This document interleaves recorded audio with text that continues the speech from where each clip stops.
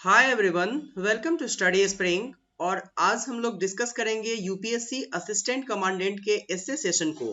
और आज के सेशन का जो टॉपिक है वो लव जिहाद के ऊपर है। और लव जिहाद आज ट्रेंडिंग में है, इस कारण से इस टॉपिक को हमें कवर करना पड़ेगा क्योंकि ये एग्जाम में एसए में आसानी से आ सकता है। दूसरी बात, इस टॉपिक में आपको साइन ऑफ इंट्रोगेशन का एक सिंबल दिखाई दे रहा होगा। ऐसे क्वेश्चंस जब आपको मिलेंगे तो आप इसके पॉजिटिव और निगेटिव दोनों चीजों पर जो है वो आप चल सकते हैं ऐसे में। और इसी को आज हम लोग डिस्कस करने वाले हैं। बट बिफोर टू बिगिन, अगर आपको ऐसा लगता है ये चैनल आपके लिए डेडिकेटली वर्क करती है तो प्लीज चैनल को सब्सक्राइब और शेयर कीजिए, क्योंकि ये हमारे मोटिवेशन का एक बहुत बड़ा कारण होता है। साथ में आप इन सारे वीडियोस का पीडीएफ हमारे टेलीग्राम चैनल स्टडी स्प्रिंग से डाउनलोड कर सकते हैं, जो टोटली फ्री ऑफ कॉस्ट है। चलते हैं अपने टॉपिक के ऊपर। चीज को डिस्कस करने से पहले हम आपके लिए एक बेसिक फैक्ट्स लेकर के आए हैं, जो एक इम्पोर्टेंट चीज है, जो एक स्ट्रक्चर बन करके आया इस कानून को लाने के पहले। और वही इस कानून को जो है वो आज इतना कंट्रोवर्शियल बना दिया है। सबसे पहले अगर हम लोग आएंगे तो अखिला अशोकन का एक केस आया हुआ था 2016 में। ये लड़की जो थी, यहाँ पर क्या हुआ था कि इसके माता पिता जो थे वो ऐसा सोचते थे कि जो लड़का सफीन नाम का जो लड़का था वो इससे शादी करके और इसका धर्म परिवर्तन करके इसको आईएसआईएस का एजेंट बनाना चाहता है, फियादीन बनाना चाहता है। और जब ये केस किया गया और जो सफीन था उसने सुप्रीम कोर्ट का जब दरवाजा खटखटाया और सुप्रीम कोर्ट ने जब एनआईए का जांच बैठाया था, तब ये आरोप सही निकला था कि सफीन ऐसा चाहता था कि क्या होगा, तो ये जो है वो अशोकन को आईएसआईएस बनाना चाहता था और इससे देश में फियादीन को आगे बढ़ाना चाहता था। जबकि उल्टा सफीन ही अपने निजता के उल्लंघन को लेकर के सुप्रीम कोर्ट में गया था। ये एक स्ट्रक्चर बनकर के आया, ये एक फ्रेम वर्क बनकर के आया इस कानून को लाने में और इस तरीके के कानून को उजागर करने में।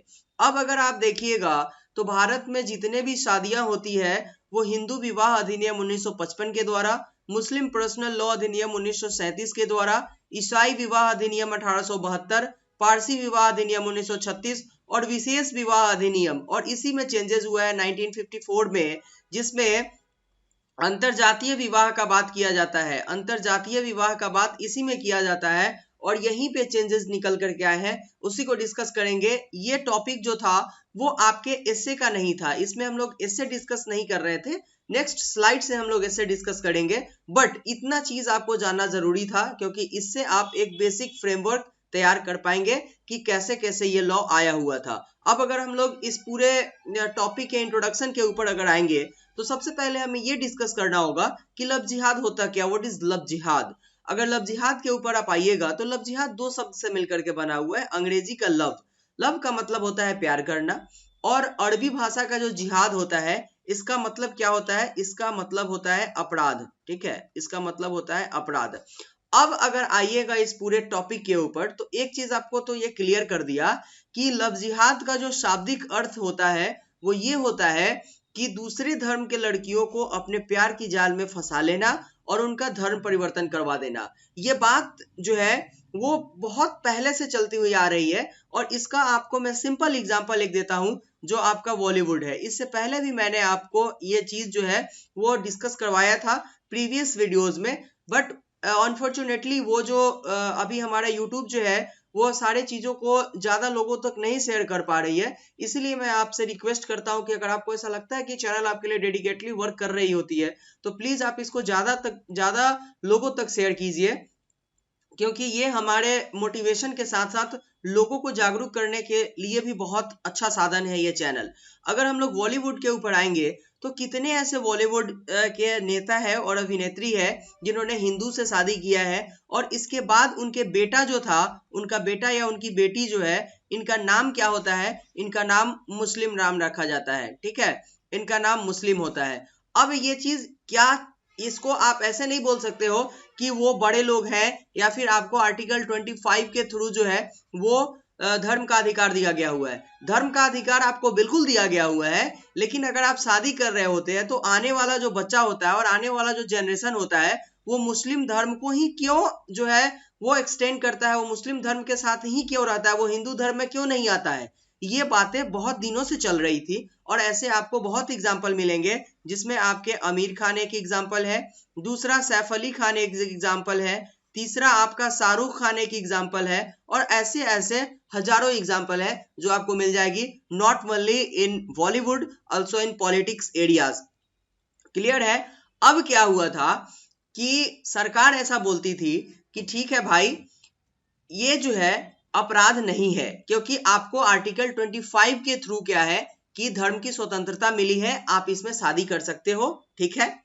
लेकिन जब ये मैटर आया था अखिला अशोकन का, उस वक्त सुप्रीम कोर्ट ने जब एनआईए का जांच बैठाया और वो जांच जब सही पाया गया था, तब माननीय supreme court, honourable supreme court ने यह माना कि लव जिहाद होता है, ठीक है। और लव जिहाद होता है तो ये एक अपराध भी है, क्योंकि आपने जो है वो दूसरे को, जो दूसरे धर्म की लड़कियां हैं उनको अपने प्यार के जाल में फंसा के उनका धर्म परिवर्तन करवाया है। इससे होगा क्या, इससे ये होगा कि एक पार्टिकुलर जो धर्म है उसकी जनसंख्या के ऊपर खतरा बनकर के आ रहा है। क्लियर है ये बात, 100% श्योर है, क्योंकि जैसे जैसे हिंदुओं की संख्या मुस्लिमों की तरफ जाएगी, हिंदुओं की संख्या कम होते जाएगी और ये जो हिंदू बहुल राष्ट्र होगा ये फिर दूसरे धर्म में परिवर्तित होते चला जाएगा। इस कारण से इस चीज के ऊपर लगातार क्वेश्चन रेज होता था। और एक बात यहां निकल करके आती है कि ये चीज आखिर हुई क्यों, इसके पीछे एक रीजन था और वो था यूनिफॉर्म सिविल कोड, ठीक है। यूनिफॉर्म सिविल कोड, जिसके बारे में मैंने आपको एक वीडियो दिया है, आप सीएपीएफ असिस्टेंट कमांडेंट का जो एसए सेशन है इसके लिए एक प्लेलिस्ट तैयार किया गया हुआ है, इस प्लेलिस्ट में जाके सारे वीडियोस को देखिए, क्योंकि हर एक चीज को डिस्कस करने पे वीडियोस बहुत लंबे होते हैं।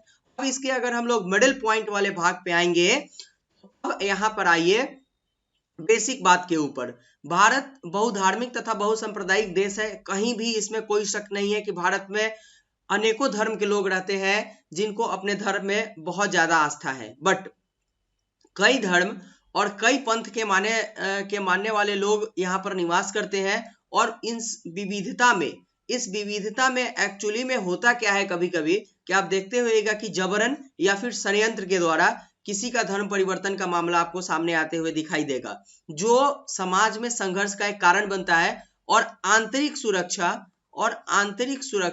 का के ऊपर एक खतरा बन करके आ जाता है, आंतरिक सुरक्षा के ऊपर। ये चीज बहुत इंपॉर्टेंट है। अब अगर आएंगे हम लोग तो धर्मांतरण किसी ऐसे नए धर्म को स्वीकार, पहले तो धर्मांतरण का मतलब क्या होता है ये भी जानना पड़ेगा आपको। तो धर्मांतरण का मतलब किसी ऐसे धर्म को स्वीकार करना है, जैसे कि सीता एक हिंदू लड़की थी, ठीक है, सॉरी सीमा मान लीजिए एक हिंदू लड़की थी और यूनिस एक मुस्लिम लड़का था। अब सीमा तो हिंदू है और यूनिस एक मुस्लिम लड़का है। अब ये सीमा अगर मुस्लिम धर्म को स्वीकार करेगी तो इससे पहले, ठीक है, इससे पहले सीमा मुस्लिम धर्म को नहीं जानती थी, मतलब कि वह धर्मांतरण का मतलब ये होता है कि धर्मांतरण किसी ऐसे धर्म को स्वीकार करने की प्रक्रिया है जो धर्म आंतरिक हो, जो धर्म आंतरण कर रहे व्यक्ति, इसको आंतरिक नहीं आंतरण करना बोल दीजिएगा, आंतरण, जो धर्म आंतरण कर रहे व्यक्ति के पिछले धर्म से भिन्न होता है। मतलब सीमा का जो धर्म होगा, ठीक है, अब वो हिंदू धर्म से भिन्न होगा अगर वो मुस्लिम बनेगी तो। क्लियर है। अब आता है इंपॉर्टेंट बात, पिछले बहुत सारे दशकों से आप ये चीज देख रहे होंगे कि समाज सुधार के प्रयास के बावजूद भी धर्म और जाति के नाम पर बहुत सारे आपको दंगे और फसाद देखने को मिलेंगे, जिसमें मॉब लिंचिंग एक बहुत बड़ी समस्या हमारे सामने निकल करके आई है। मॉब लिंचिंग, जिसमें मॉब का मतलब भीड़ होता है और लिंचिंग का मतलब क्या होता है, लिंच का मतलब होता है किसी व्यक्ति को मारना और पीटना। तो यहाँ पर एक अभी नया ट्रेंड बन करके आया है कि आप क्या कीजिए कि भीड़ इकट्ठा कीजिए और भीड़ इकट्ठा करके किसी व्यक्ति को आप मार दीजिए, यह मॉब लिंचिंग कहा जाएगा। और इसमें धर्म एक अहम फैक्टर बन करके आता है, जिसमें पालगढ़ साधुओं की हत्या, ये जो है वो अभी रिसेंट हमारे सामने में देखने को मिली थी, ये बात है। अब अगर हम लोग आएंगे तो ऐसे ही जो धर्म से संबंधित विवाद होते हैं उसमें लव जिहाद भी एक आपको देखने को मिल जाएगा, ठीक है। और इसमें होता क्या है, केवल और केवल विवाह के उद्देश्य से धर्म को परिवर्तित कर दिया जाता है, ठीक है, लव जिहाद में। अब अगर हम लोग इसके जो है वो कॉन्स्टिट्यूशनल स्ट्रक्चर के ऊपर अगर आएंगे तो भारतीय संविधान का अनुच्छेद 25 ये बोलता है कि आपको धर्म की स्वतंत्रता है, कहीं कोई शक नहीं है, आपको धर्म की स्वतंत्रता है, धर्म का अधिकार आपको दिया गया हुआ है। और इसी धर्म के अधिकार में एक चीज और मेंशन किया गया हुआ है कि आप स्वेच्छा से किसी भी धर्म में अपना परिवर्तन कर सकते हैं, कहीं कोई शक नहीं है। लेकिन अगर इसके ऊपर हम लोग आएंगे तो क्या किया उत्तर प्रदेश गवर्नमेंट ने, क्या किया है कि धर्म परिवर्तन को रोकने के लिए गैर कानूनी धर्म परिवर्तन निषेध अध्यादेश जारी किया।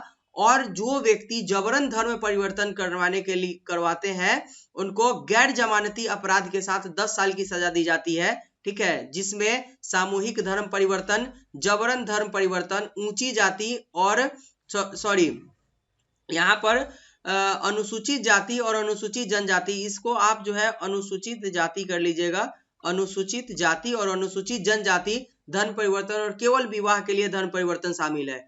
अगर कोई व्यक्ति उत्तर प्रदेश में रह रहा होता है और अगर वो किसी कारणवश केवल विवाह के लिए धर्म का परिवर्तन करता है, सामूहिक धर्म परिवर्तन करवाता है, जबरन धर्म परिवर्तन करवाता है, अनुसूचित जाति और अनुसूचित जनजाति के व्यक्ति का धर्म परिवर्तन करवाता है, तो उसको गैर जमानती अपराध दिया के अंदर में रखा जाएगा, उसको जो है वो जमानत नहीं दिया जाएगा और 10 साल की उसको सजा होगी। उत्तर प्रदेश गवर्नमेंट ने एक फ्रेमवर्क तैयार किया इस अपराध को रोकने के लिए, और एक पार्टिकुलर जो है वो पार्टिकुलर अगर हम बोले तो गलत होगा, एक धर्म को संरक्षण प्रदान करने के लिए। लेकिन इसमें एक मैटर और निकल करके आएगा कि ये जो अध्यादेश है वो अनुच्छेद 25 में वर्णित धार्मिक स्वतंत्रता के तहत जबरन धर्म परिवर्तन के संरक्षण प्रदान करेगा। मतलब अगर आपको धर्म की स्वतंत्रता है तो जबरदस्ती आपको कोई व्यक्ति आपके धर्म को परिवर्तित नहीं करवा सकता है, इसकी तो यह स्वतंत्रता देगा, कहीं कोई शक नहीं है। लेकिन केवल विवाह के लिए धर्म परिवर्तन को अमान्य कर देना उसके निजता के अधिकार का उल्लंघन हो जाएगा, क्योंकि वो व्यक्ति अगर चाहे तो क्या कर सकता है, धर्म परिवर्तन कर सकता है। इसमें यह चीज मेंशन नहीं किया गया हुआ था कि केवल विवाह के लिए अगर धर्म परिवर्तन करेगा तो उसके धर्म परिवर्तन को अमान्य मान लिया जाएगा, तो ये उसके निजता का उल्लंघन करेगा। क्योंकि जो व्यक्ति वयस्क होता है वो सरकार जब चुन सकता है तो उसको विवाह के लिए धर्म परिवर्तन से नहीं रोका जा सकता है, ये उसके जो है वो निजता का उल्लंघन होगा। और ये जो कानून है उसको सामाजिक तौर पर कमजोर करेगा और ये जो है उसके निजता का उल्लंघन करेगा जो अनुच्छेद 21 के तहत उसका मौलिक अधिकार है, ठीक है। परंतु अगर आप केवल ये करते हैं कि जबरन किसी का शादी और विवाह के कारण जो है वो धर्म परिवर्तित कर देते हैं, तो ये उस व्यक्ति के भी फंडामेंटल राइट का वायोलेशन होता है, जो इसका एक्सेप्शन है, जिसके कारण गवर्नमेंट ने इसको पास किया। बट गवर्नमेंट ने इसके ऊपर एक जो है वो अपना स्टेटमेंट दिया कि भाई साहब हम लव जिहाद के आड़ में जो फियादीन बनने का, इसको आप कर दीजिएगा फियादीन बनाने का और जनसंख्या बढ़ाने का जो उद्देश्य है उसको कम करना चाहती है इस जो है वो अध्यादेश के हिसाब से गवर्नमेंट, ठीक है, ना कि निजता का उल्लंघन और धर्म परिवर्तन को रोकना जो है ये इसका उद्देश्य था, मतलब गवर्नमेंट का। क्योंकि आप जो है वो एक पार्टिकुलर उद्देश्य से किसी व्यक्ति के धर्म का परिवर्तन अगर करते हैं तो ये उसके भी फंडामेंटल राइट का वायोलेशन होता है। और गवर्नमेंट ने ये बोला है कि जो व्यक्ति स्वेच्छा से अपना धर्म परिवर्तित करता है उसे हम किसी भी तरीके से नहीं रोकेंगे। मतलब यहाँ आएगा कि आपको इसके लिए जो है वो ऑर्डर लेना होगा, और अगर इस बीच में कभी ये समझा जाता है कि आपने जो है शादी के कारण केवल उसका धर्म परिवर्तित किया है और इस कारण से आपने उसके ऊपर जोर जबरदस्ती किया है, तब आपके ऊपर गैर जमानती जो है वो क्या किया जाएगा, नोटिस जारी किया जाएगा और आपको 10 वर्ष की सजा मिलेगी। ये गवर्नमेंट ने इनिशिएटिव लाया है इसमें। तो निजता के उल्लंघन का कहीं कोई सवाल नहीं है, आप गलत कर रहे हो तभी आपको गलत मिलेगा। और वैसे भी धर्म परिवर्तन को रोकना जो है वो राज्य का उत्तरदायित्व होता है, और सरकार वैसे विवाह को नहीं रोक सकती है जो स्वेच्छा से अंतरजातीय विवाह है, ठीक है। क्योंकि गवर्नमेंट कभी भी धर्म जैसे संवेदनशील मुद्दों से सांप्रदायिकता को बढ़ाने के ऊपर सख्त रुख अपनाती है, न कि सांप्रदायिकता को बढ़ाती है। ये इसका उपसंहार होगा। और यहाँ पर लास्ट में आप अपना उपसंहार अपने पॉजिटिव और अपने निगेटिव वे से लिख सकते हैं, जिसको जिस तरीके का मन आए। और कमेंट में जरूर कमेंट कीजिएगा कि आप जो है वो इस कानून के पक्ष में है या कानून के विपक्ष में है, क्योंकि हमें भी आपके राय जानने बहुत जरूरी होते हैं। ये था आज का सेशन। अगर आपको ऐसा लगा रियली ये चैनल आपके लिए डेडिकेटली वर्क करते हैं तो प्लीज सब्सक्राइब और शेयर कीजिए, क्योंकि ये हमारे मोटिवेशन का एक बहुत बड़ा कारण होता है आपके लिए नए वीडियोस लाने के लिए। साथ में पीडीएफ डाउनलोड कीजिए। ये था आज का आपका सेशन, जिसमें हम लोगों ने यूपीएससी असिस्टेंट कमांडेंट के ऐसे सेशन को कंप्लीट किया।